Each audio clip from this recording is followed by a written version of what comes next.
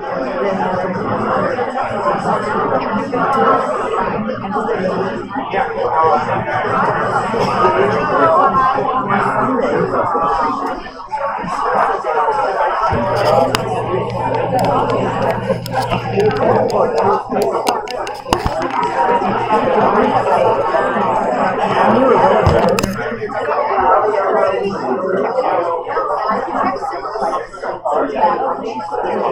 hello everyone.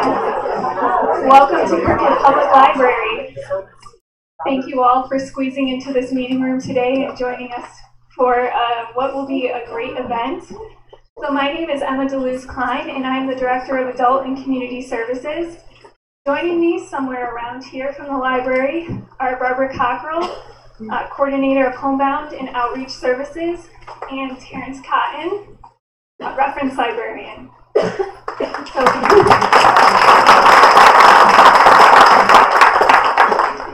In the event of an emergency, we do have emergency exits in the back of this room and outside the doors and to the left. Today's event is being live streamed in an effort to reach a greater audience and to reach those who are unable to visit the library today. An archive of today's event will be available on the library's Facebook page and on our YouTube channel. We will be taking questions during the event, and our moderator will signal when it is time. You may line up at the microphone, or Terrence, who just popped in, will be handing the microphone around, or you can fill out an index card, just hold it in the air, and one of us will be around to collect it. So as we open up for more discussion, we ask that time is shared equitably, that we keep an open mind by listening to and respecting all points of view, and that we are respectful even when we disagree. So we rely on our wonderful partners like the St. Louis Press Club, along with the participation of our community, all of you here today, to bring you these events. Let us know what you thought of today's program and any suggestions you have for future events by filling out a comment card on your way out today. So the St. Louis Press Club was founded in 1956. They are a professional, social, and charitable organization of people who make, cover, and influence the news. Their mission is to serve as a primary resource for the journalism and communications industry. One of their goals is to promote awareness of significant issues facing the mass communications field throughout the community. On behalf of Kirkwood Public Library, I would like to thank the St. Louis Press Club for joining us on this Sunday afternoon and for their generous support. Now please join me in welcoming Press Club President Bill Greenblatt.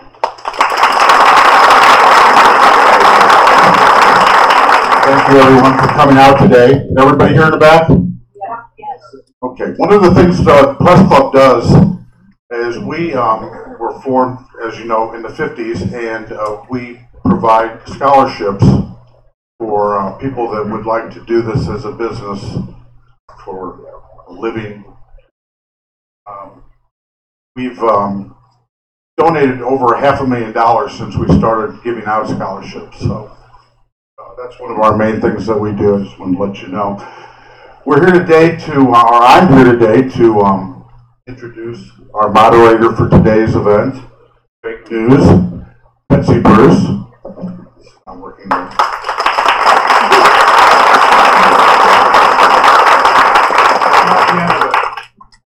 Talk better without a microphone. Betsy is recently was our Media Person of the Year award winner. You can Betsy's been a broadcast fixture in our community for decades, ever since graduating from the University of Missouri School of Journalism. And a longtime reporter and anchor at KMOX and KMOV TV, and then KTVI TV. Betsy is greatly respected political reporter and has witnessed and experienced many changes in the broadcast business and in the field of journalism. Film giving way to ENG, electronic news gathering, business conglomerates changing hands, the dawning of Backpack. Difficulty in hearing in the back, please. Okay, I'll yell louder. How's that? Where are you at? Works fine. Use the mic. Microphone works fine. It's not great. Don't move your head. How's this? This better? Okay, where do you want me to start from? All the way from the beginning? Oh, Carol's here. Okay. I love it, standing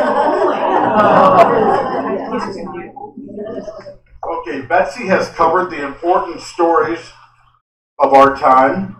I'll make this note that Betsy will be part of the historical archive for the state of Missouri with the Historical Society. I'm not really sure what that's all about, but you can talk about that. And all the young journalists can, that can be an inspiration for everyone. Betsy, you honor us today by being here and to moderate the panel on something that is not only of concern to our audience, but we all know a great concern to you, fake news. We'll let you introduce the panel. Thank you.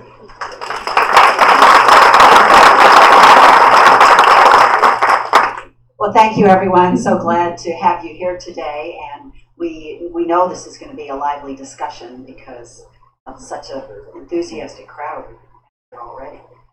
I'm thrilled because the one Facebook comment I got when I posted this was from someone who said, "I'd rather watch paint dry." And with apologies to my colleague, Bob Costas, this was written by somebody whose supposedly name is Bill Costas. And I looked at it quickly and I thought, how in the world could Bob say that? Unfortunately, it wasn't Bob. We don't know who Bill Costas is. So I shall start from my right with Carol Daniel, who is a news anchor and reporter, you probably know, and talk show host for News Talk 1120 KMOX. And she tells me this Tuesday, that's in 2 days, she's celebrating 23 years at the station.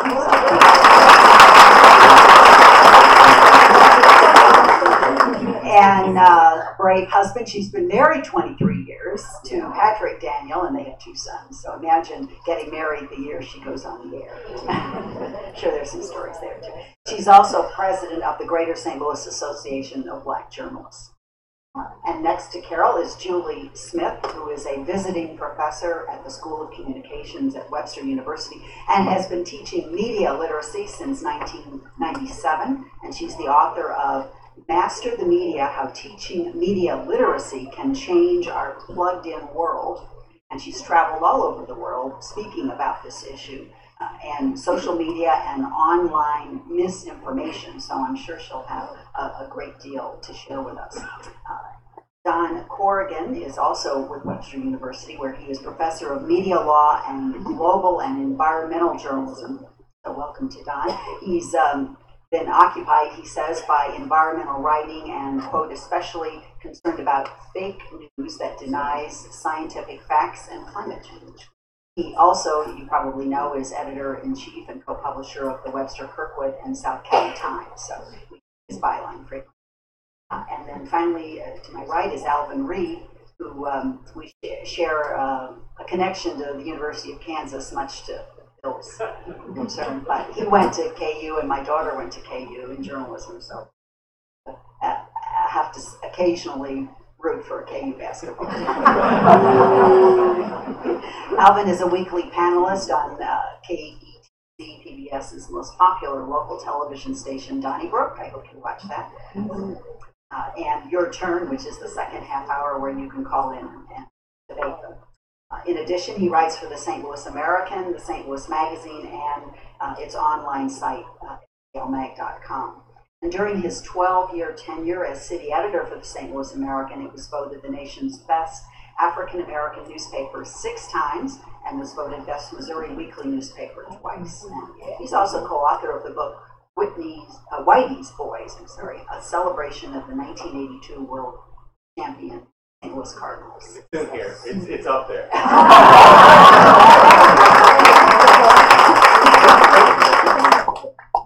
So I'd like to start off with just a little bit of introduction. Fake news has been around for a long, long time, and I'd like to share. Oh, Mick, I need a passcode. Oh, yeah.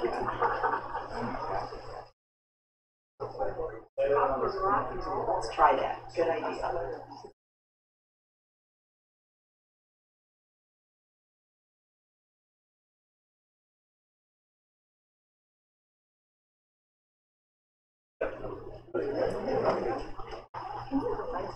Okay, great. So I'm a regular reader of the funnies. I still call them the funnies. And this one caught my eye a couple of weeks ago. The agony of defeat is the information age. And on one side, you've got a purveyor of facts, and the other side, it's Max. And of course, the crowd is over on the right, Max. Can you Ziggy. turn down the lights, please? Well, we'll turn it back on. Okay.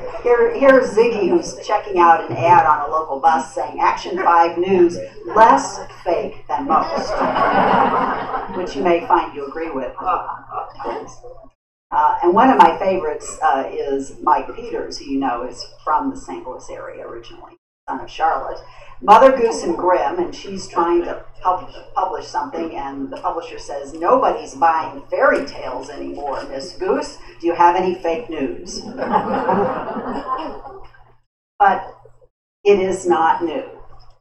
This is a 1967 political editorial cartoon published in what was then the Buffalo Evening News, where my father was a reporter, and it was given to him by Bruce Shanks, the artist. And on the top it says, casualty on the second front. This was during the Vietnam War. Basic truth, the end of it, because of the propaganda war. So you may call fake news phony, but it can also be propaganda, depending on. That is the conclusion of my video. Let me turn this off.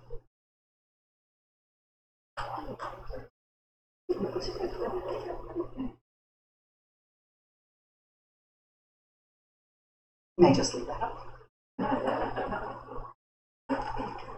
I have a couple of questions for our panelists to start off with, but just in my own research, just went to the dictionary. So what is fake? Well, it's not genuine, it's counterfeit, it's sham, it's forgery, it's phony, false, bogus, or simulated. Of course, what is fake news to one person nowadays could be truth to somebody else, depending on their point of view. And that's what we're all, I think, feeling somewhat frustrated about as professional journalists who try to be as fair as possible. The term objective may not be realistic. I was certainly taught many years ago at Mizzou that you should be objective, but what I learned is we all bring our own backgrounds to a newsroom. And the fact that I was a female in the early days of women being in the business in St. Louis in television brought a different perspective than a male co-worker. And so you can't always say that everybody is able to be totally objective because you bring your personal experience. My favorite example is whenever there's more than an inch predicted of snow here in St. Louis, the news management at the television stations at least goes crazy. I grew up in Buffalo, New York. An inch of snow is nothing. And we never closed school unless they couldn't plow the teacher's parking lot. So I would just poo-poo the whole thing and be very resistant to going out and talking to hardware stores about people coming in to buy snow shovels. And I was sort of, on the bad list for the day because of that. Does depend on your background. And one of the things that I've noticed, and I picked up in my research, beginning about at the turn of this century, 2000, government seemed to be less about truth than about how truths could be spun. So we learned the term spin maker and spin doctors taking over for the public relations aspect of government.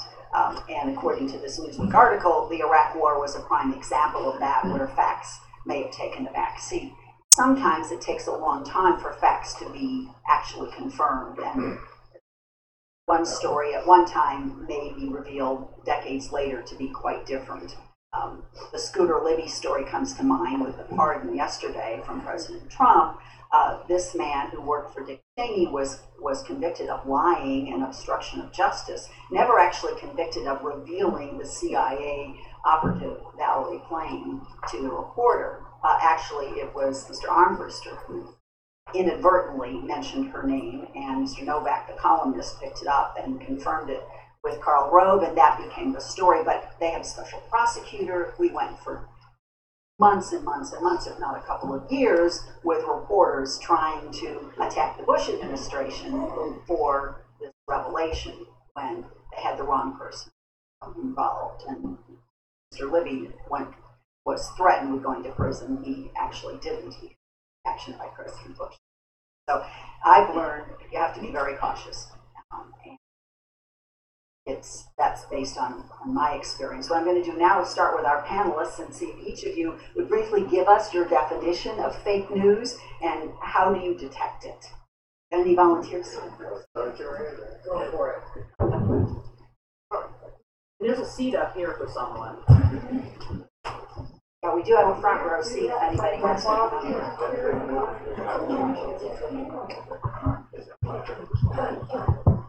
Okay. All right. I'm a big. There's a thing that it truly exists called self-fulfilling, prophecy. What you believe, you can actually kind of put things in motion to make them happen. And the whole when the term fake news first started getting thrown out there, I just in my mind I said like that is a creation of the not the actual falsified stories or bias or whatever, but the fact that people grasped onto this term. I mean that's kind of more the more frightening thing about it. Now, love this panel, love that we're talking about this. But really, my initial thought when fake news and that's fake news and fake news, to me it's like dilly dilly or what's up or anything. It's I just like to say like the momentum it gathered just seemed like that was self-generated, America-generated, not journalistically generated, not any one site story, this that. Things may have been reported correctly or incorrectly. People may have thought that there was this bias, but this, the whole idea where journalism is now overwhelmed with fake news, that the things that we do, are now questioned as if to say, we made it up. Now, I'm being journalistically, highbrow or whatever, but that's nonsense. And I've worked my whole life doing it. And just because somebody says, well, it's fake news because so-and-so doesn't like it, I can't get with that.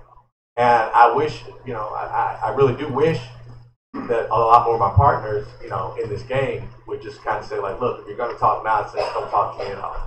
So, it's a disseminating information is very, very difficult in this time. And I was telling Betsy before, I said like, there are times now where I'm glad I don't do it every day, that I'm not at a daily newspaper anymore. Maybe when I was younger, I would find what's going on in Missouri right now, kind of, interesting and fun, and want to be knee deep in it every day. But now to me, that's like, it's like, nah.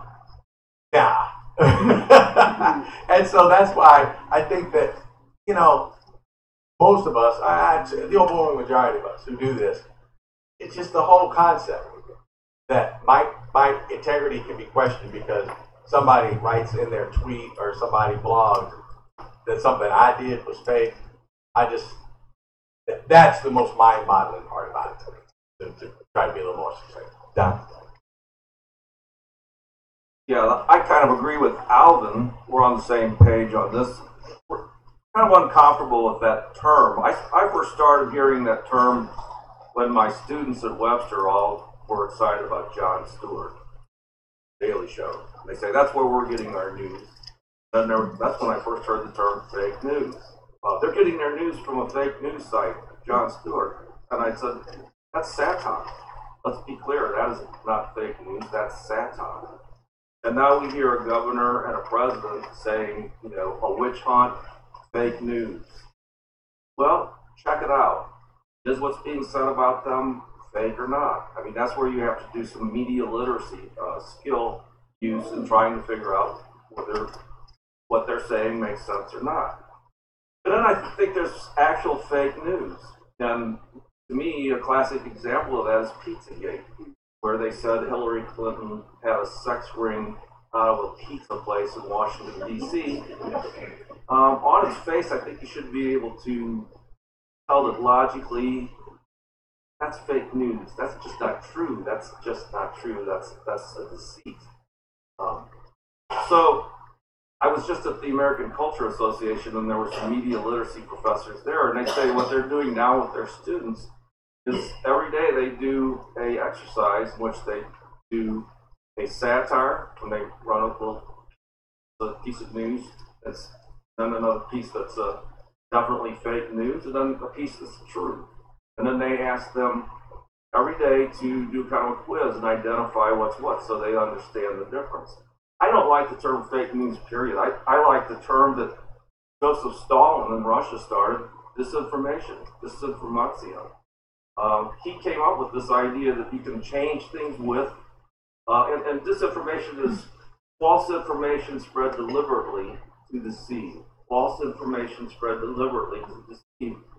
And I think it's appropriate to talk about the Russians and their use of disinformation when we talk about fake news these days. And it's not something that they just use on the United States. Think about the impact they had in the recent, well, not so recent now, but the election over Brexit in England and Scotland. And they were very successful. And I think a lot of British folks have second thoughts about how that election went now, because they sort of feel like a lot of, part of the electorate was taken in by what was basically fake news meant to deceive, that I wager Putin had a hand in, because he wants to divide NATO and the European Economic Community and weaken the West. So that's sort of my take.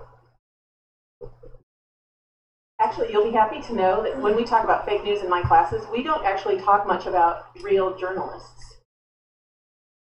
Typically, we talk about how so much information is spread through social media. And in our social media circles, we tend to congregate with people who think, feel, believe, and vote the way that we do. So that when we see information that may or may not be accurate, if we like the message, we're less likely to check it for authenticity, and we send it off, and then our friends do the same. And a lot of this information actually originates outside of the country. And research says that there's various reasons for that. One of those reasons is financial, obviously. If a teenager in Macedonia can get a lot of hits on his website that's very pro-President Trump using clickbait headlines, he can get up to $60,000 a month from Google. And in Velis, Macedonia, that'll buy you a lot of vodka or whatever.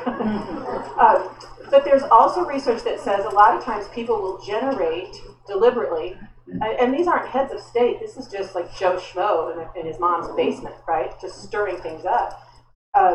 They can generate information that will travel just for the sheer sport of watching people who believe differently than they do fall for the tricks. And it's interesting, I'm teaching an online course right now called Digital Media and Culture, and a lot of the students, their knee-jerk reaction is, well, this needs to be illegal. Fake news needs to be illegal. And they have so little grasp of the First Amendment, or the fact that so much of this information originates outside of the United States. I usually just say to them, do you trust the government to tell you what is accurate and what is not? And that usually stumps them a little bit. But I end up telling them really the very best filter for information is in between your ears. So when you see information online that seems a little bit fishy, or maybe you have an emotional reaction to it right away, which is usually a clue that it's not objective. When you see information that gives you an emotional reaction, or that gets you really excited about what you believe rather than what is actually true, there are so many ways that you can check if that information is accurate by looking up other sources, or asking yourself, if this was real, wouldn't CNN be covering this too? I wouldn't be learning about it in one tweet or a random meme. So there's a lot of tips and tricks that we're trying to help our students use to determine what's real and meaningful and valid.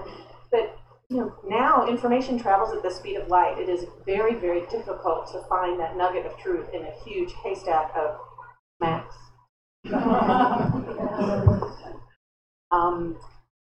For me, fake news, in terms of the definition, let me first say that I really don't want to be here talking about fake news. I'm disgusted, I'm offended. More and more people are calling the newsroom with questions, and I feel like I'm having to talk them down from their anger or hysteria or frustration, and many times I'm helping them to go through the process of figuring out, okay, that is not true. He didn't say that, she didn't say that, that didn't happen. And so I spend a lot of time with what I gather, because of the sounds of their voices, with people who call me that look like many of you in the room. And in my mind, I'm thinking, if my mother needed help figuring something out, I hope somebody is there to help her to understand that what someone told her isn't true. And so I spend a lot of time doing that, and I am extremely concerned that we are being moved by information that simply isn't true. And so with me, fake news is based in its intent.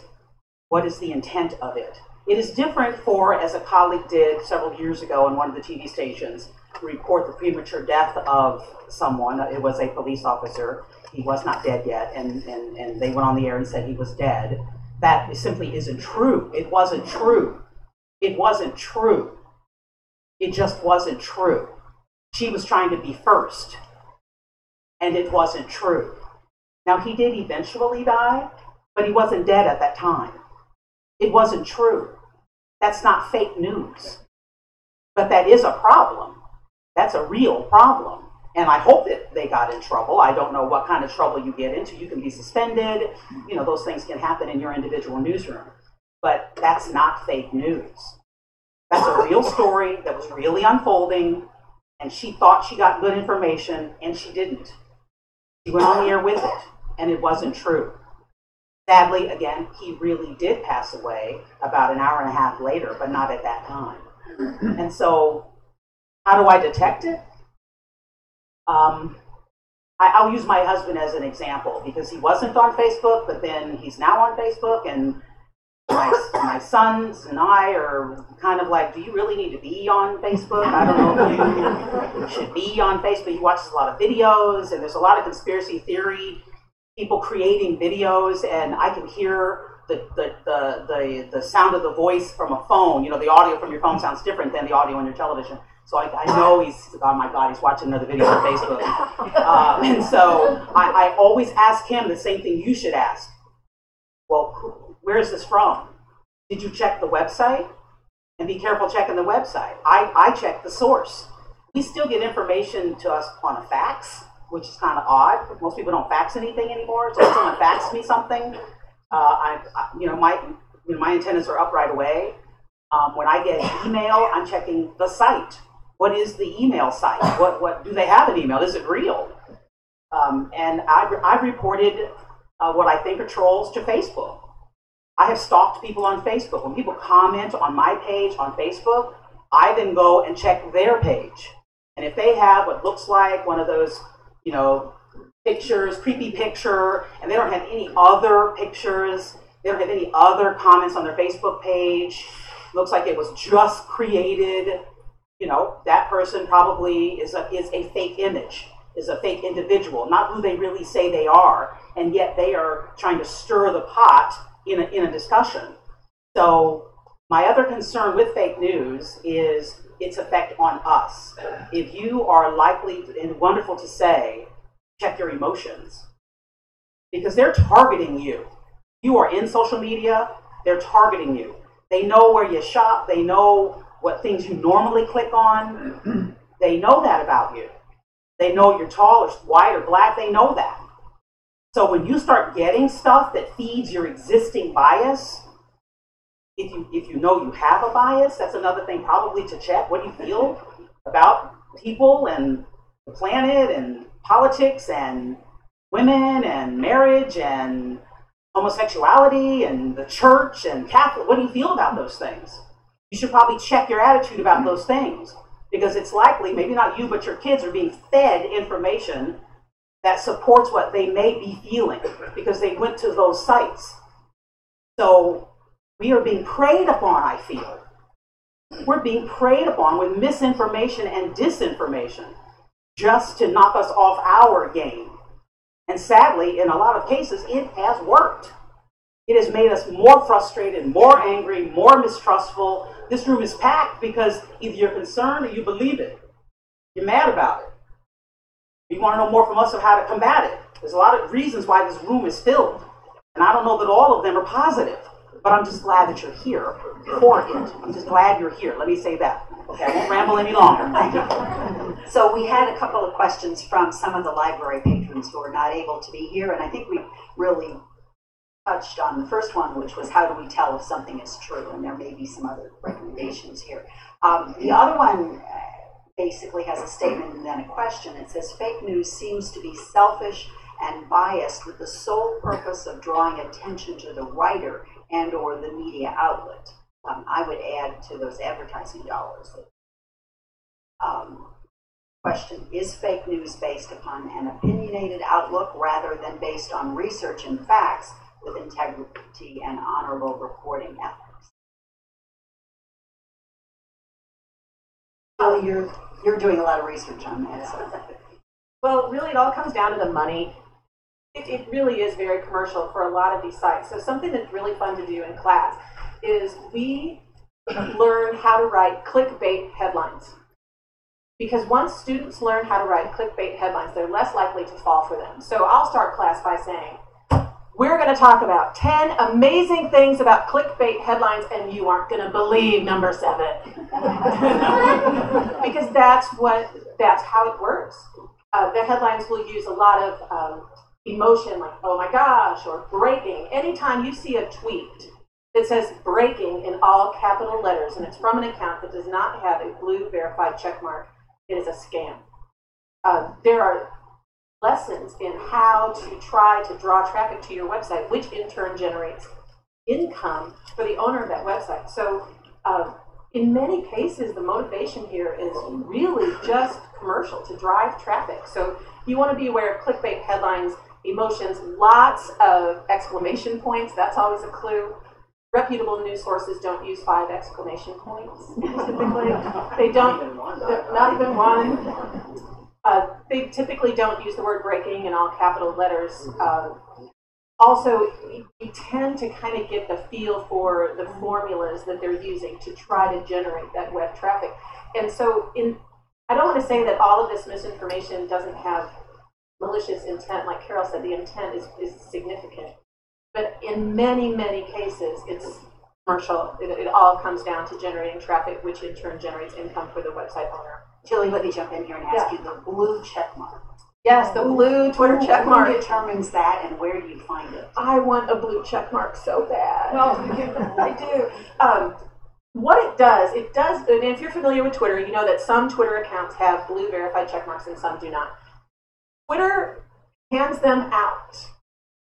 But you can also apply for a blue check mark. And when you apply for a blue check mark, what they do is try to verify that you are who you say you are. Now, that does not mean that everything tweeted from that account is legitimate.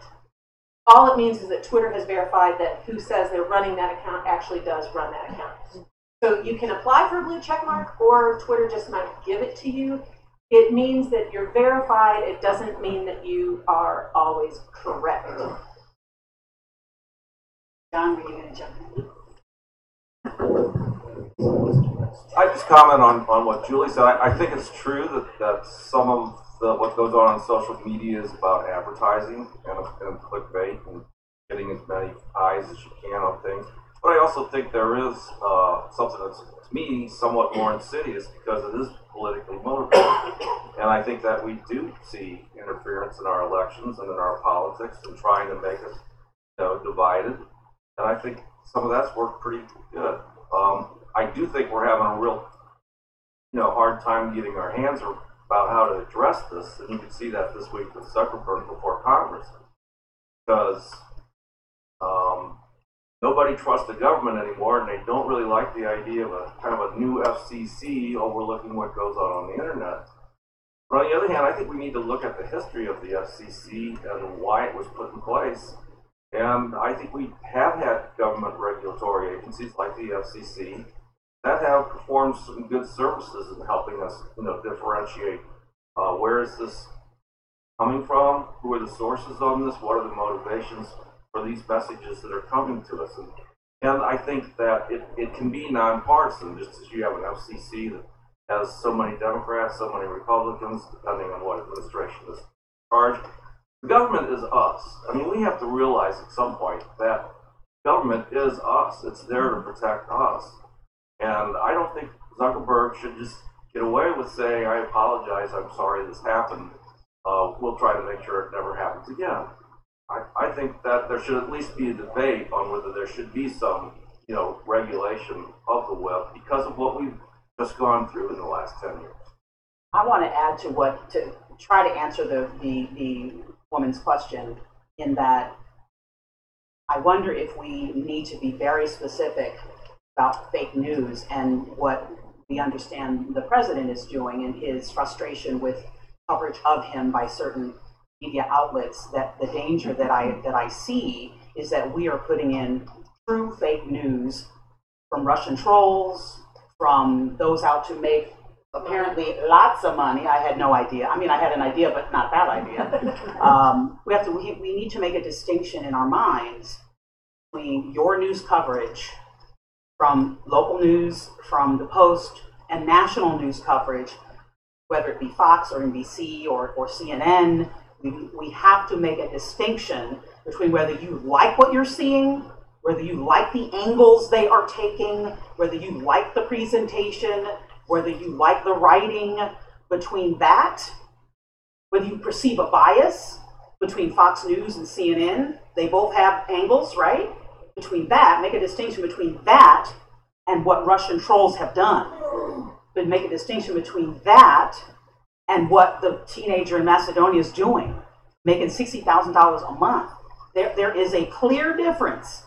And my concern, as the president has done in his use of fake news, that he's using it incorrectly.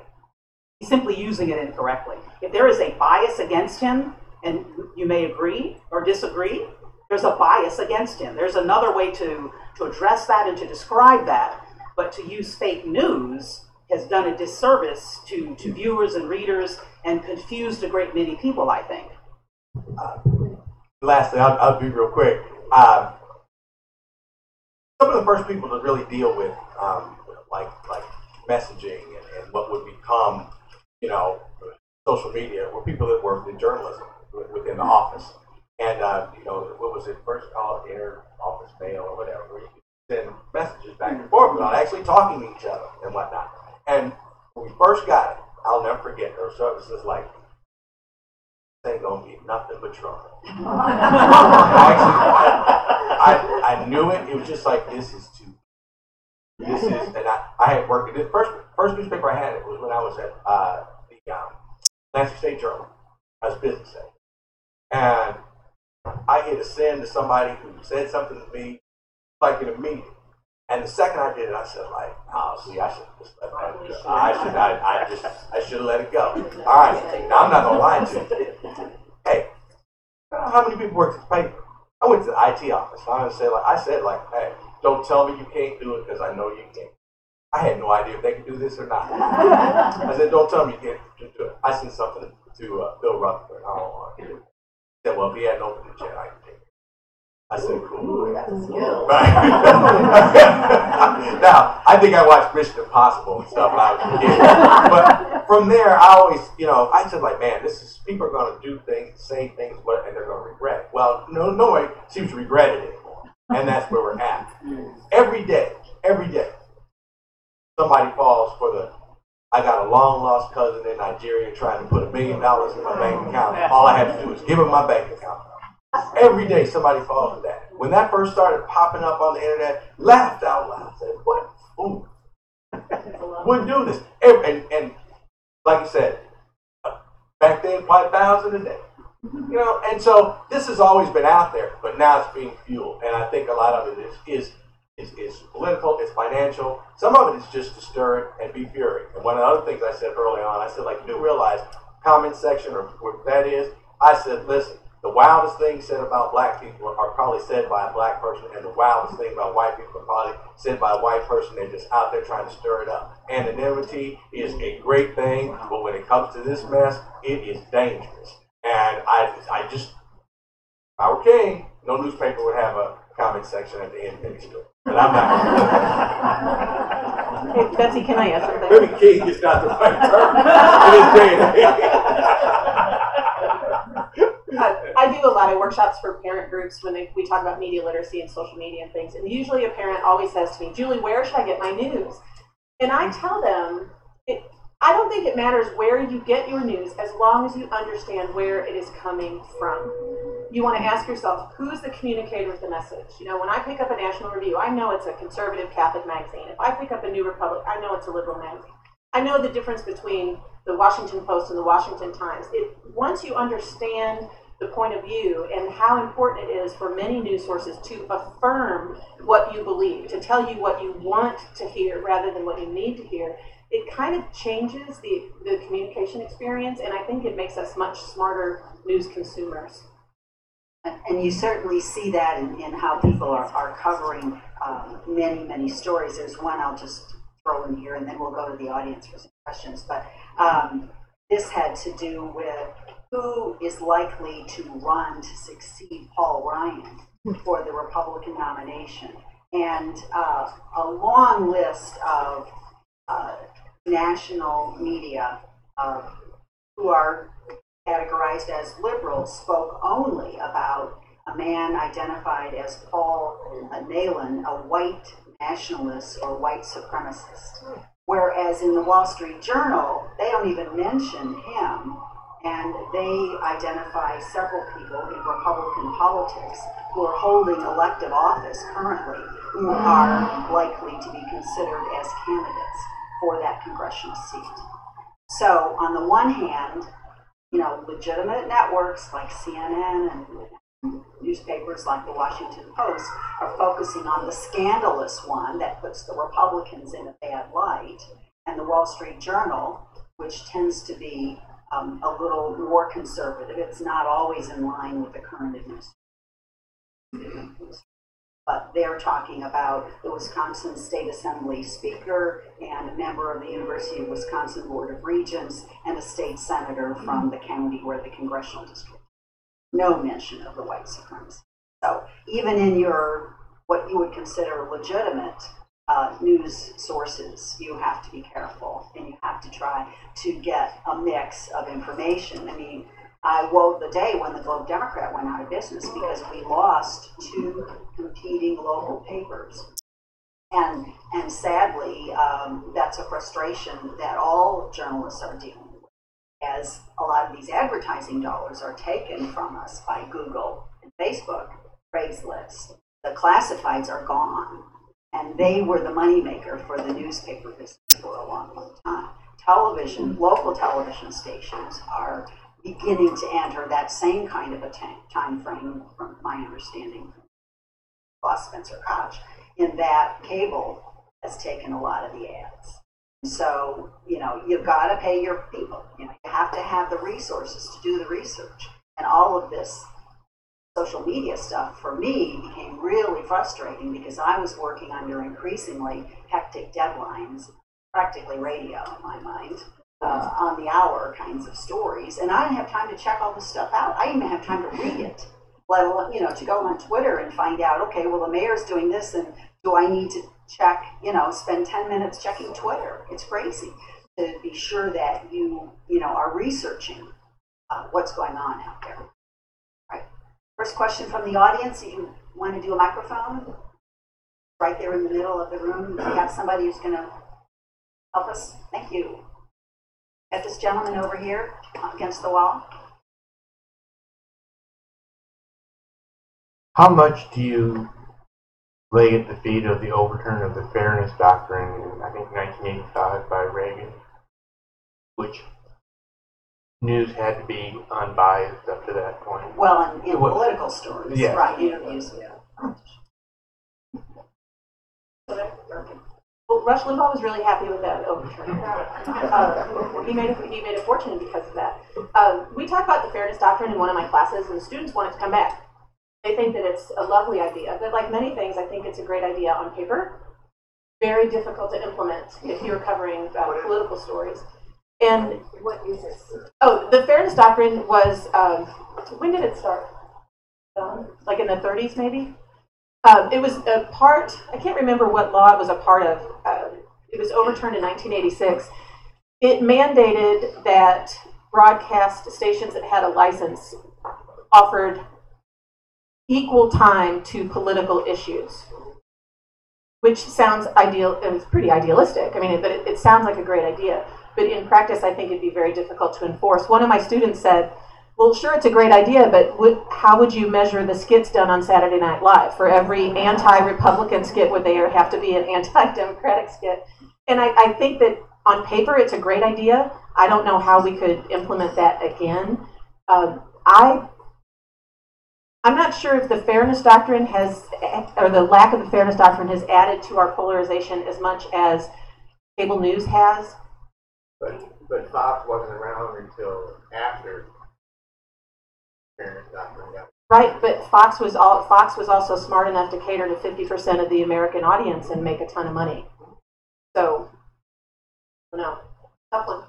But the rationale for getting rid of the fairness doctrine was during the Reagan administration. Reagan's folks decided that, you know, cables come in, you're going to get 160 channels. The lack of diversity in the news is no longer a rationale for having that, because you can choose. You can go back and forth to all these different stations. I think the fairness doctrine is worth coming back and taking a look at again. I mean, originally it came out of a court decision that involved Goldwater, when they were saying that he had mental issues and there wasn't a chance for somebody to give an alternative. I find the fairness doctrine on a lot of issues just here in St. Louis. I remember, and a reason to bring them back, and one of them was on Ameren when it was building the nuclear plant, and it had this big campaign about American coal and Callaway, and it had all these news shows saying and advertisements saying that we were going to be beholden to the Middle East and the Arabs were going to control us because we would be beholden to them for oil. Well, America didn't have any oil-fired electric plants, but you didn't know that if you just took the information that they were putting out. So the environmental group said, you know, there's another side to this. We need to get our side out too.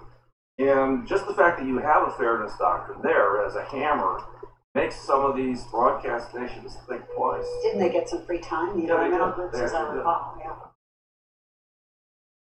Here's a gentleman over here.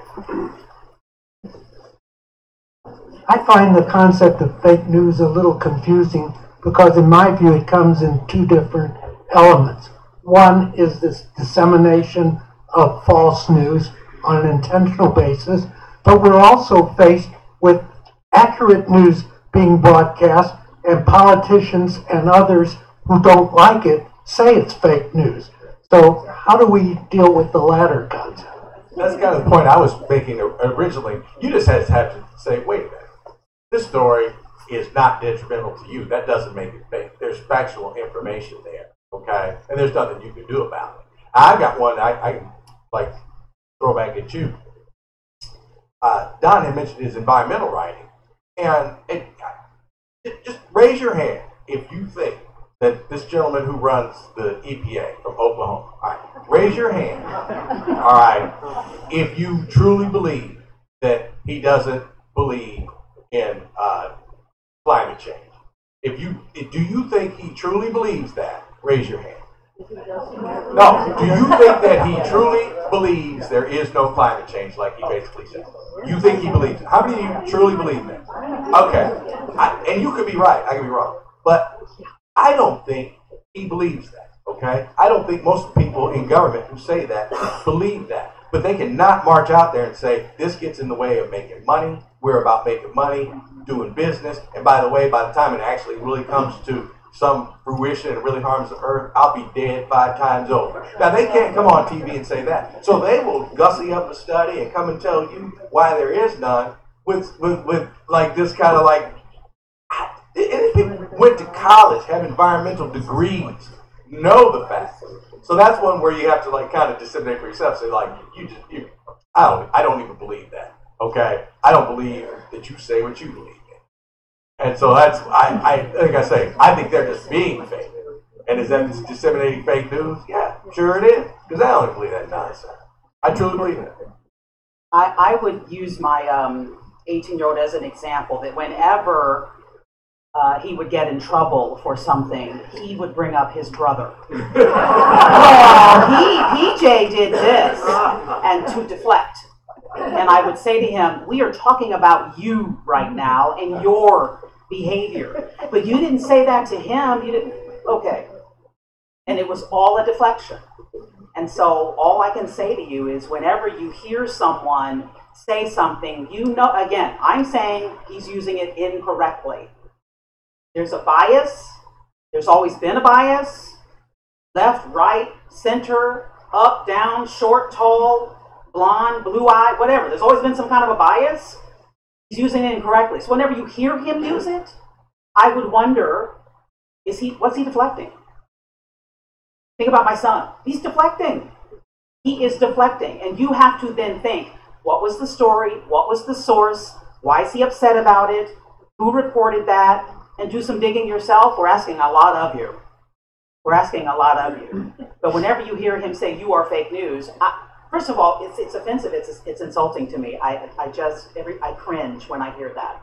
Because if there's an issue with the reporter, and I think I've had this with a coworker. And there was some back and forth. I won't get into the specifics of it, but there was a meeting, our news director, the reporter, the individual, there were some emails back and forth. They didn't appreciate this. They didn't like the way he did that. And there was some conversation about his tone and how he approached them. And it wasn't about fake news. He just did not like the way that we came at him. He felt like he should be able to walk along his merry way and not be questioned. Most politicians do not like a follow-up question. They don't like it. They want to say what they say and just let it out there.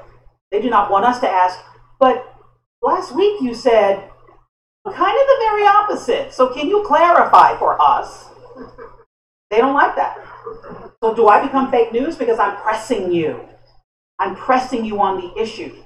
So I would say when you hear that, ask yourself some questions. Not using that correctly in this current, generation of fake news usage. He's not using it correctly. There's bias. It's not fake. It's just not fake. So ask yourself some questions. That's what I would do. Also, be careful that you don't use the term fake news just for messages that you disagree with. Exactly, yes. We just have to be really careful that we're living in an age, I think, where many people are much more interested in what they believe than what is actually true.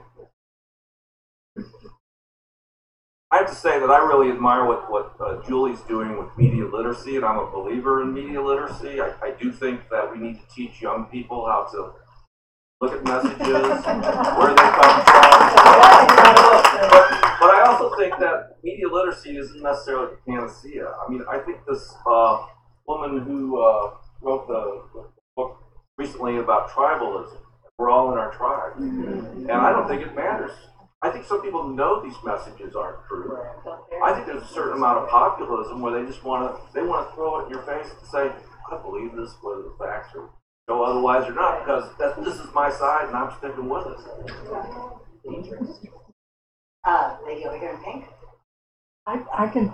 Two questions. One is, what about Sinclair buying stations? Let me get in. Secondly, my other question. So everybody else can hear. Sinclair buying stations. I want you to comment on that. And my second one is very specific on the environment.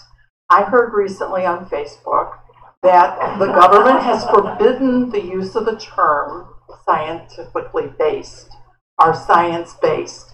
I want to know, is that fake news, or am I just on a liberal news stream? Be conservative. I think what that was a leaked memo said that they never made that actual policy, but that policy was discussed. But now, Thank once you. it gets out Thank there, you. once it gets out there, the people are like, right, it's real now. And it's real now, right? And yeah. So good catch on that. Exactly. Oh, what was your other part? So the I'm not a TV guy. I'd like to comment on I mentioned earlier the Russians' disinformation. And when I was a young kid, my dad bought me all these shortwave radio kits because he wanted me to be an electronic engineer. And instead, I made the mistake of listening to him, and then I got interested in journalism and political science. One of the things that was amazing is that the Russian satellite countries, Radio Moscow, and then their satellite countries, Hungary, Radio Czechoslovakia, Radio East Germany, they all piped out the same anti-American broadcast. I mean, it was almost word for word from country to country.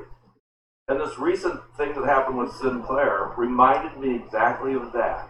Because here you had all these Sinclair stations. They were all almost worried. The cadence was amazing. That they all spoke this statement that they were all supposed to give their local audiences.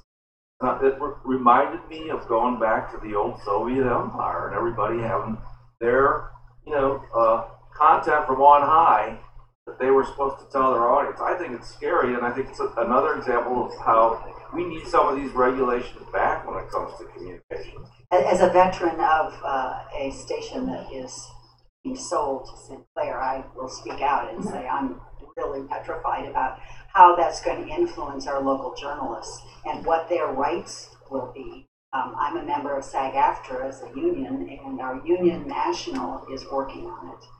We're very, very concerned about the interference with the local respect that our audiences have for trustworthy local reporters, and to be ordered to speak an editorial or even to use the same words if you don't consider what they said an editorial, but actually a story of some sort, I think is frightening. Now, ask your news departments to look at their local market and say, a problem with phony news? Do you see a problem with, some powerhouse in the journalism field in your community who is disserving the public, and you want to speak about a competitor?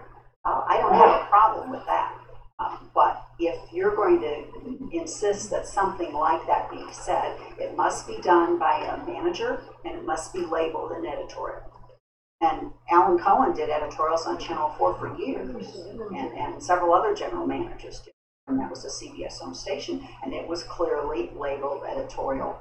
My buddy Martin Kilcoyne gives an opinion on sports, and it's labeled opinion. The problems I have in general, and I think my colleagues would agree, are particularly on the Fox network, and we were a station that didn't carry the cable news, but carried the entertainment side of Fox, is that you have so many opinion shows like Hannity that are interspersed with what I consider to be pretty decent news, like Brett Baer's show or Martha McCallum's show.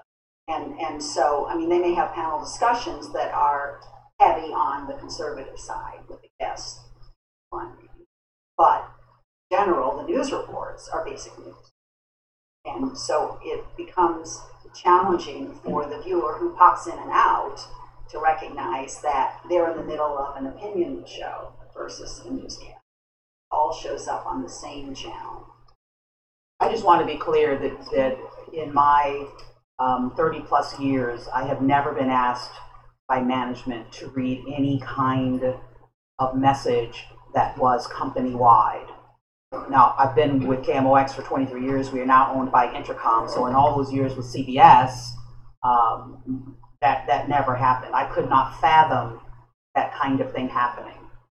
Now, our station does look at various charities and issues in the community, and we do public service announcements about those issues, whether it is hunger, child abuse, whatever the issue may be, societal issue may be. The United Way, we support the United Way, we raise money internally. That's the kind of messaging that we do that is common, is to focus on issues that are affecting the people that we serve, that we feel that we serve. But I've never been asked, nor would I be comfortable in reading such a statement We as used that? to, when the ad people came on the second floor, because they were a different floor than we worked, most of the papers I worked at, whenever they came up and would talk to the editor, we would time how long they were in there. And after about 5 minutes, that's enough! So no one was going to tell us what we were going to write or how we were going to say it. And at that time, I know this sounds like, real high end or whatever, but I actually think that would make people quit. And in this day and age, you can't walk out on no job paying $100,000 a year. You got kids in college and all that. Right? Yeah, I just got one. I have two a year from now. But so it's easy for me to say, everybody, just get up, just walk out. Well, I feel for them because you can't do that. So Where you gotta go? yeah, you got to work that out yourself. Julie? And Betsy, I wanted to add something too. You mentioned the difference between a reporter and a pundit. I can tell you that my college students do not see or notice the difference. Do you know the difference between a reporter? No. Okay. Define it. Let me ask you this. How many of you listen to KMOX? I'll just ask that, just so I can use that as an example. Okay. Is Mark Reardon a reporter or a talk show host? So you know the difference. You do know the difference. You know the difference. I'd like to make one last comment on Sinclair because I think that's a very important issue. And when they decided that the fairness doctrine wasn't important anymore because we had all these stations out there, we used to have a 7 and 7 rule in this country. 7 broadcast stations, AM stations, UHF. They limited it to. Then they changed it to you could only reach 30-some%, 35, 36% of the American audience. But Sinclair is going to be able to reach 70% of the American audience with these stations. I think we're going to come to this country to see that regulation isn't necessarily a bad word if it's regulation on behalf of Americans and where they get their information and how they get their information. That's because the Telecommunications Act was signed in 1996 from Bill Clinton. He was the one that reduced all of those restrictions. All right. We're historically saying that. Well, wait, we need to get the microphone up here. Our audience. Tell me, it's my memory 50 years ago that there were editors and an editorial process. And I'm wondering, has that one was that true, and two has that changed? And is that what you've been talking about essentially? That is The process, like at radio stations and TV stations, I'm really not familiar with. But at newspapers, yeah, there's a hierarchy of editors. The one thing that's missing, but it's not like a political aspect. What kind of is out of the loop now is copy editors. So that's why the product is kind of shoddy sometimes, But no, anything that's story ideas that are generated by reporter or by editor are then edited by several people before they actually you see it or read it online. And I don't know television. I can speak to radio that we have a news director. We have editors an editor in the morning. So we have meetings every day. We have a program director also. So it's general manager, program director, news director. And so the general manager does not get involved in the day-to-day of what is on the air. They're generally worried about the bottom line and sales. The program director decides how much of CBS News you're going to take, when local news is going to air, how much of it is going to air. They decide who they hire, the talk show host. The news director hires the reporters, and then the news director is the one who is saying, you're going to do that story, you're going to do that story, and it is incumbent on the reporters in our newsroom to come up with their own ideas. We're supposed to be plugged in. We're supposed to know who's who and what's what. We're supposed to have the follow-up and know where stories are going and what's next in that story. Court cases are great examples of having to follow it to its conclusion. So there's still an editor involved, but the news director makes those ultimate decisions. I am a news anchor, and so I've told reporters that it's coming out of my mouth last. And so you're not going to make me look stupid. Let me do that by myself. Do not help me. So do not give me incorrect information. Do not give me poorly written sentences. Do not give me incorrect titles. So I'm that last gatekeeper. So I am the news anchor at a radio station. I think at TV as well. They are the final gatekeeper. they are given that ability to say, we're not doing it that way, or we're not doing that at all. I mean, I've said to my newsroom, and I mean, this is becoming very public, I've said to them, I'm not going to lead the newscast with an animal abuse story, because people are dying. Now, I know probably everyone in here has a dog. I bet you everyone in here has a dog. And I've just put my foot down on that, and I'm a news anchor, so I told them, I mean, you know, I can just edit your story out, you know, and I'll deal with the news director if I'm in trouble for that.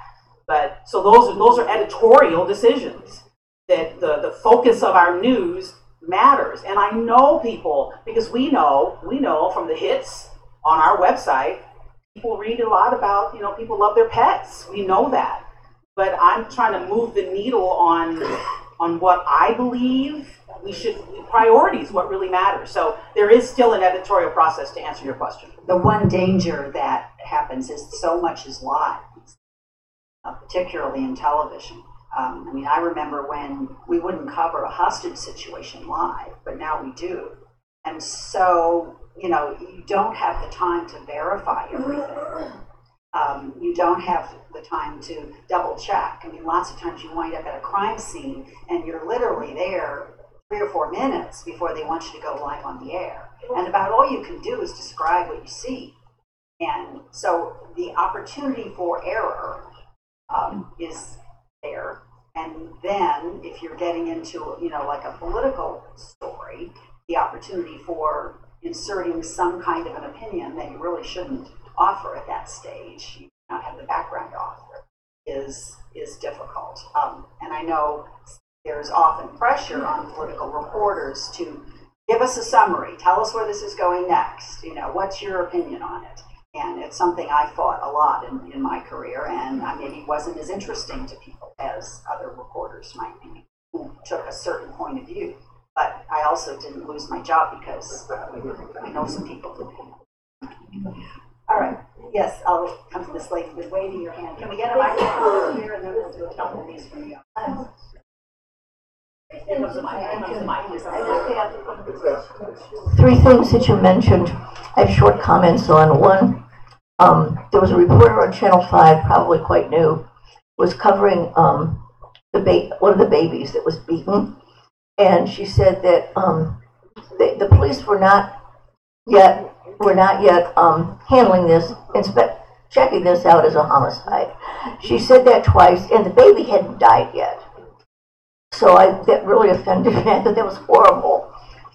Secondly, I wanted to mention that Trump really did say that the EPA director was doing a really, really good job. And third, where is the FCC with the Sinclair 70% coverage? They basically have approved it. Yeah. Right. I mean, they're even approving little things in cities. Thank you. I just want to say a few things. I've been very upset about President Trump's use of the phrase fake news for quite a while now, and I'm so happy you're having this forum. I believe that what President Trump is saying, or trying to say, or trying to convince you of, is that reporters actually sit around in their offices, newsroom, whatever, and are actually making up stories. Now, it's my recollection that has happened, but only in very rare occasions. And the ramifications for the reporter who's found out are very, very severe. So he is doing a tremendous disservice to the country. There's a great essay by George Orwell called Politics in the English Language, and it talks about how as we misuse the language, we are losing our freedoms. And I think we finally found that the enemy is us, unless we fight back and tell people that reporters don't do that type of thing. They may get it wrong, okay? And they do. But what he should be doing is sitting down with the national reporters and saying, I want to help you. That's what I do. The reporter's really your best friend because it's free media. burn the media. and I think it's a very black and white issue, and he's got to stop it. You know, or else there's something's. You know, it's going to get worse. I love the phrase. You know, you want to help me. If a politician ever said to me, "I want to help you,"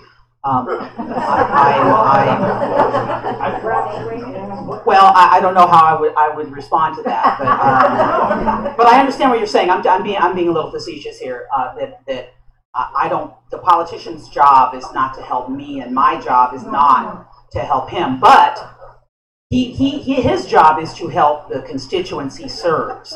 Yeah, and my job is to make sure and hold him accountable. This president has yet to have a press conference. He's yet to have a press conference himself and confront reporters head on and say, you know, here's how you got it wrong. I respect what you're saying. Yeah. And I love it. I love it. I don't seek out reporters and say, hey, let me help you. Let me tailor a story, a plan story. I don't do that. But if want to talk. There are definitely a few elected officials that I have their cell phone. I'm not everybody, but I have their cell phone and they have mine, and they're very open about what is going right and what is going wrong, and it's a beautiful thing to be transparent. It's not your money you're spending. You know, we need to know what you're doing, and don't be offended when I ask you a tough question. Because you wanted to run. You wanted to have that office. That's what you wanted to do. Did you not know what was going to come with that? I'm not wanting to sit there and explain your position. Then people are going to assume the worst. Thank you. All right, here's a question from the audience. Please comment on Mark Zuckerberg not being challenged when the Obama campaign used Google data, and he is now being pillarized after a group that supports conservative efforts. Well, I think that's a good point, and I think that's where we start to get tribal, and we say, well, your side did it before. Your president engaged in all kinds of sleazy activities. You know, if we start to excuse this, it's a downward cycle for all of us. And sure, there's been hypocrisy on both sides. There's no question about that. But what's even worse is when the information that we get to is, you know, like this disinformation. And you mentioned about how Trump keeps talking about, you know, denigrating the media and saying that they're, you know, they're the fake news and they're the enemy of the people and all that stuff. If you read several of the books that have come out on disinformation in Russia, and when Stalin formulated this stuff, I hate to sound like a conspiracy theorist, but that's one of the first things they said they'd do, take over a country, to totally tear down the news media so nobody has any trust in anything. Here's a question now. Homeland Security has been asked to collect data on all journalists. They got all kind of information on us anyway. I've never worried about that.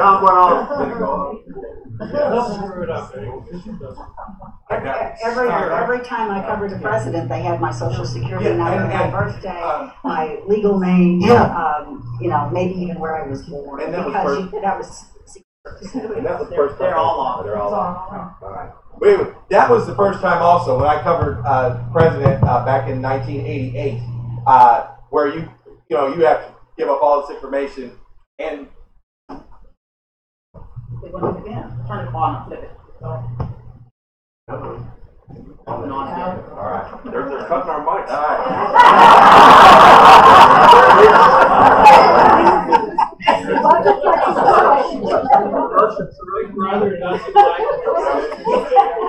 You started it. It happened when you stood up. I know. I'll leave.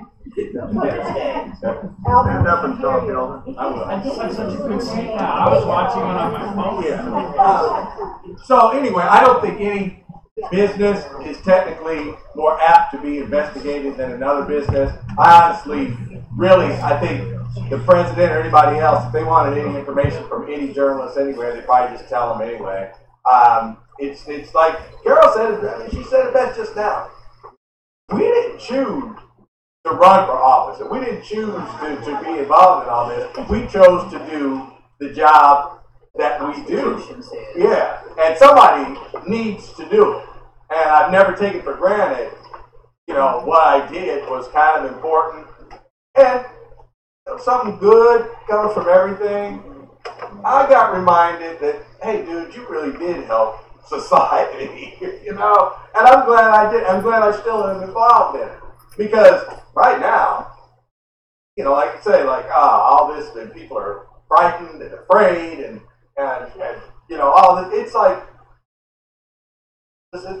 everybody take it down just one notch, and let me do my job, and I guarantee you it's going to turn around. I have to tell my wife this. My wife, she's on MSNBC like no tomorrow. I'm like, sweetie, every day, every night, So, like, hey, everybody take it down.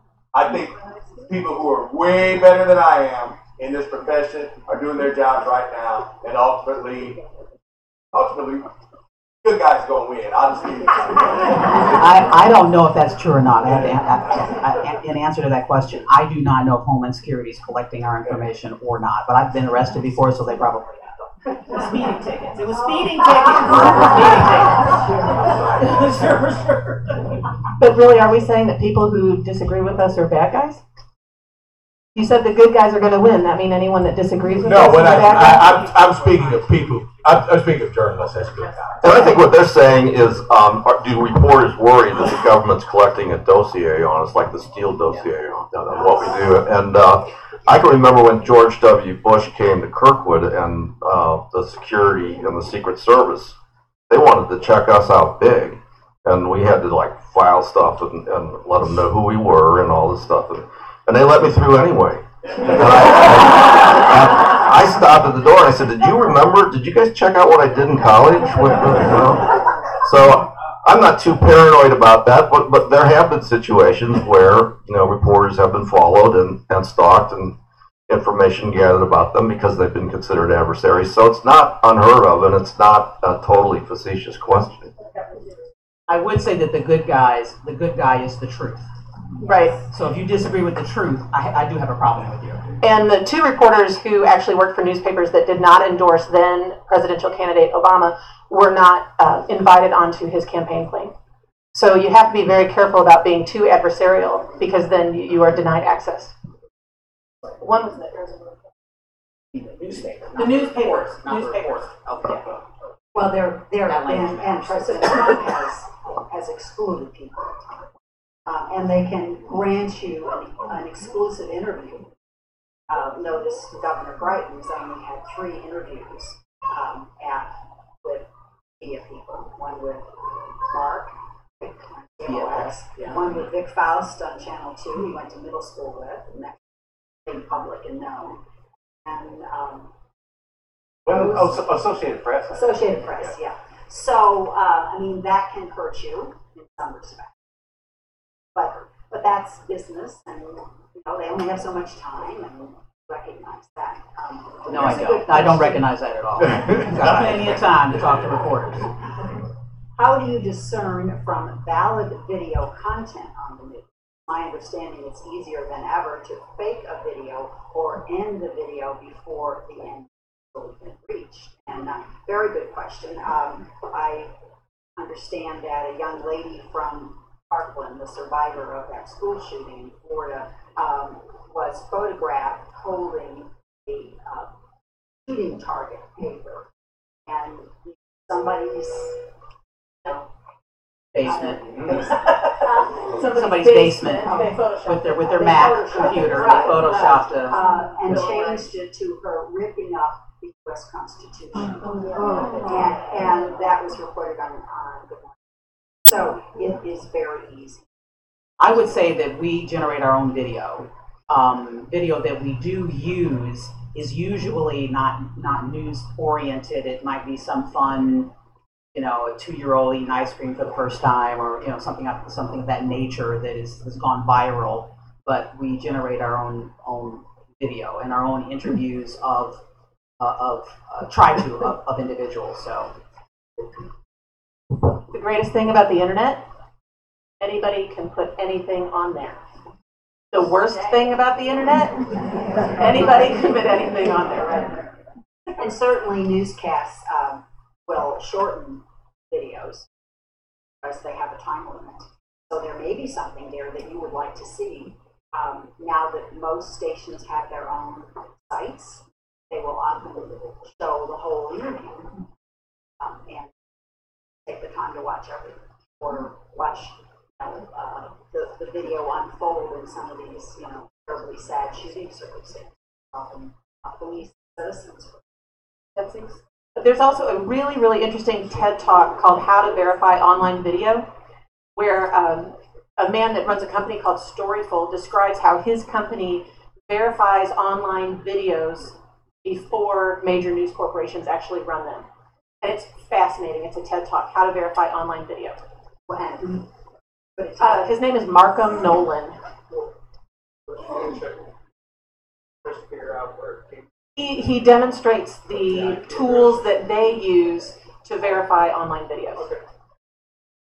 And one of the things you can watch for in photographs too, if they've been photoshopped rather sloppily, is to look at the woodwork or the window behind it, or the curtains, and you can see a little, oh, it's here and it's here, and it should be this way. Also, if you use Google reverse image search, it will tell you every other website that is currently using that same photo.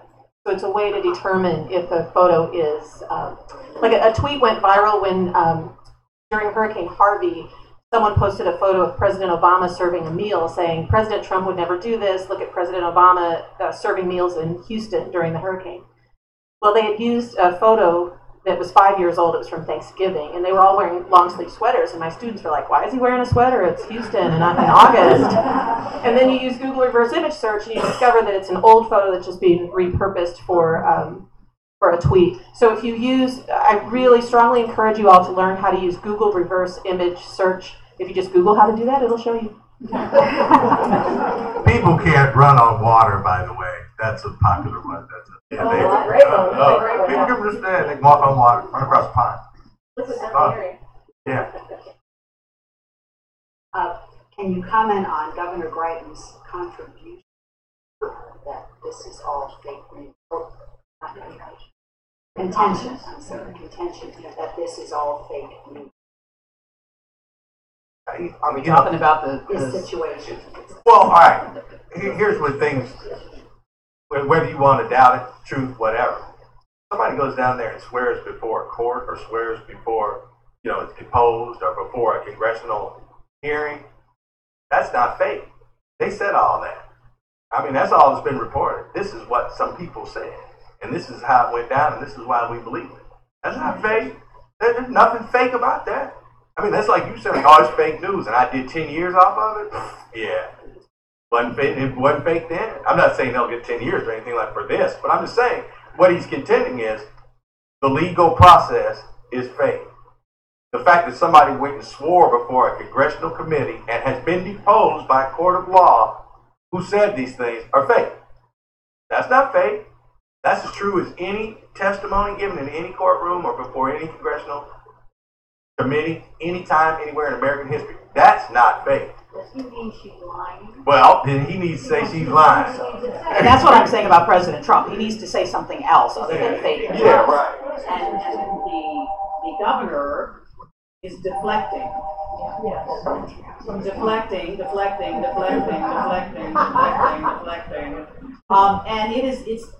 And when we say it's not fake, we're not talking about what was said, because we don't know, well, we now know because the report's out there, but we're not talking about the truth or the shades of truth of what people said in that hearing. We're saying that it actually happened. There was actually a hearing. There is actually a report.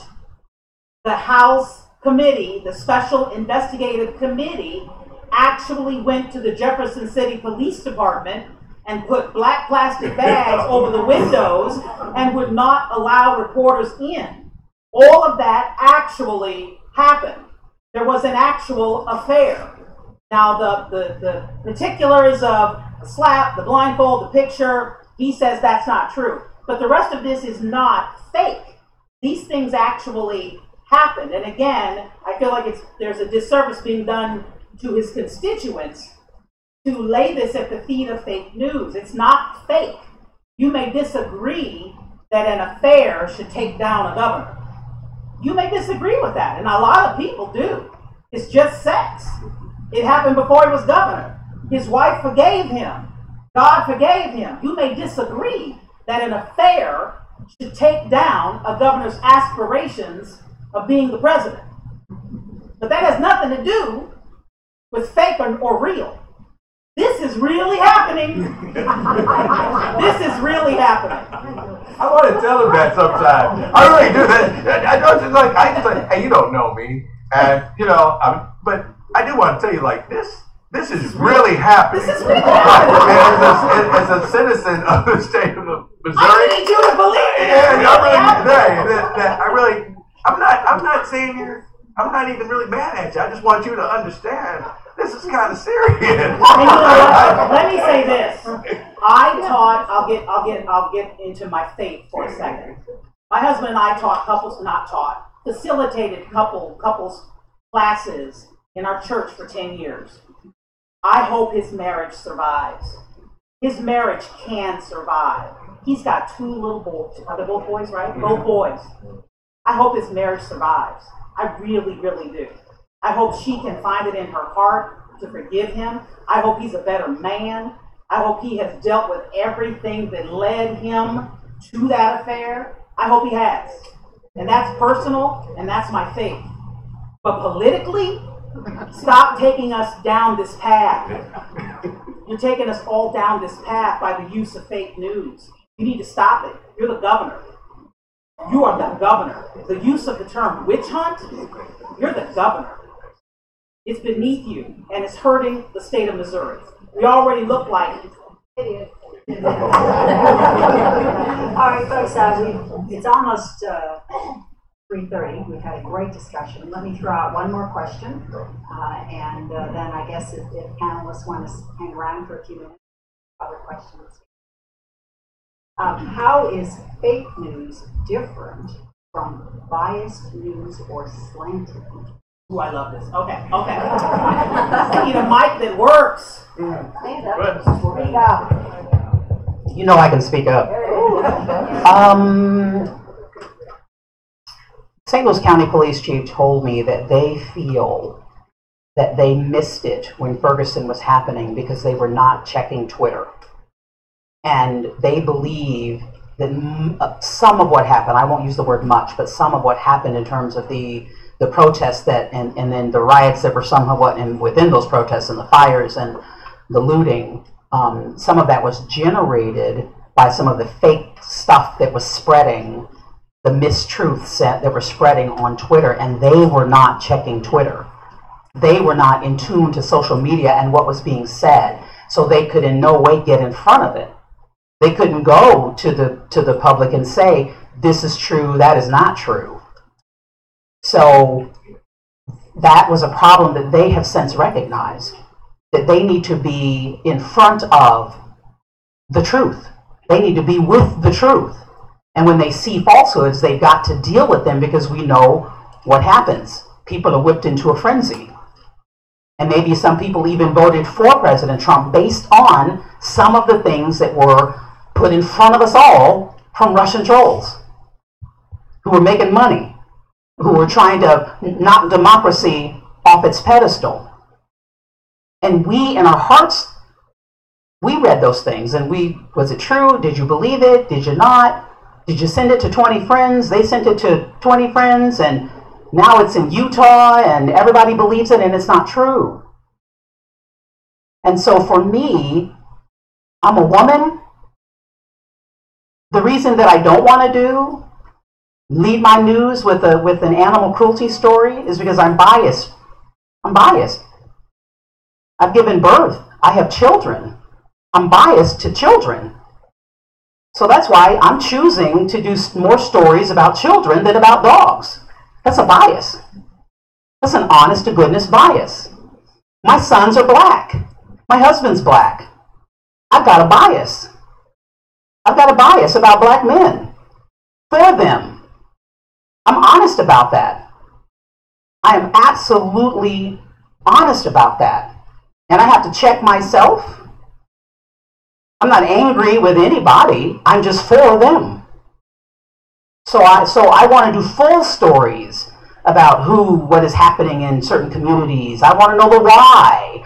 I want to know what's being done to affect change. I remember one of my coworkers had a clipboard, and he was just writing murder number, and he would write the address and the time. There was no name.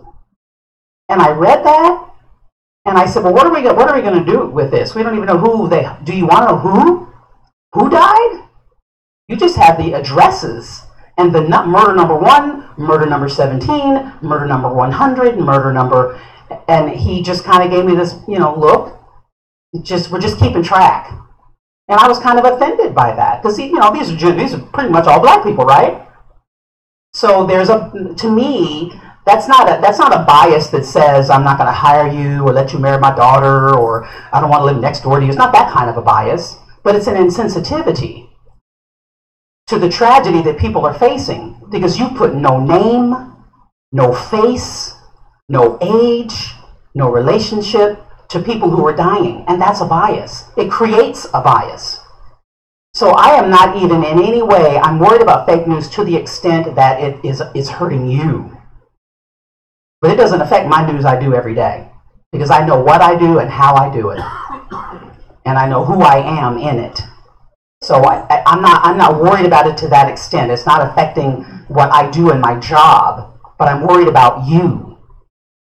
I'm worried that it's affecting you and that you may believe me less, that you're worried about what we're saying so much so that you're listening to it less, reading us less. I'm worried about you. And yes, we are intent in the truth. And truly, it's northbound or southbound. Is it 40 or 40? I don't know. I know you might think I'm fake in that regard, but so I'm not worried about fake news in that sense. I am truly concerned about you. But bias is real. Bias is something else. Bias says you do a story about a certain thing, but you don't do the why.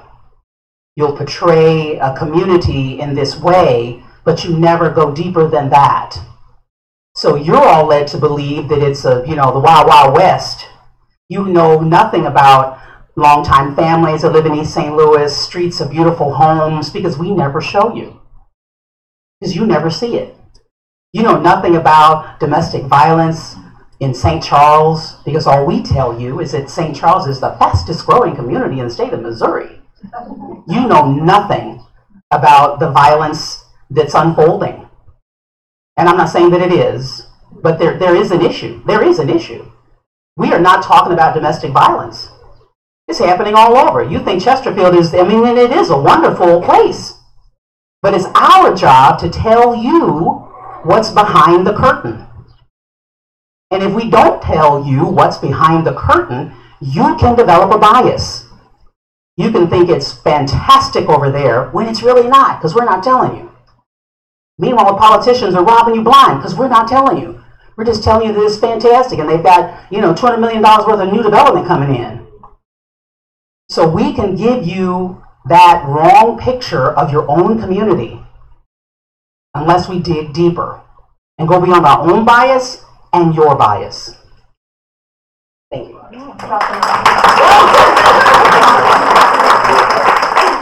I'll make this short. I can tell you with certainty that everything is fantastic in Kirkwood Webster.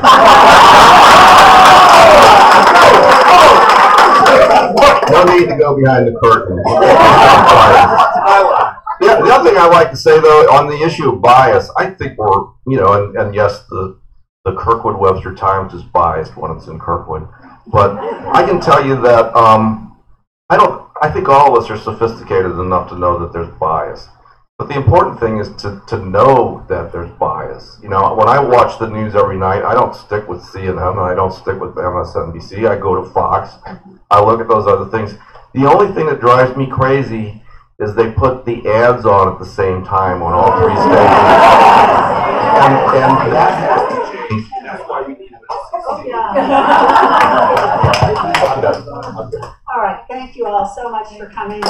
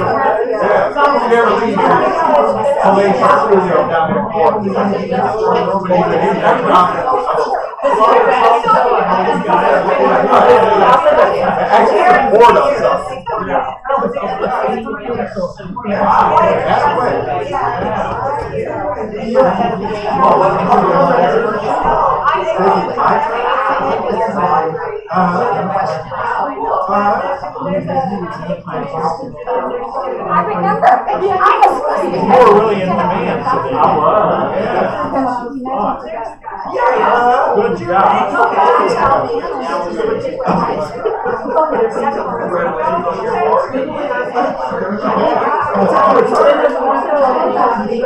You did. You said no. You spoke. I said Dan. I said, is this Dan's time? I would say I did that. I apologize. But I didn't think you did. I thought you had spoken. I thought you had said your piece, and then I realized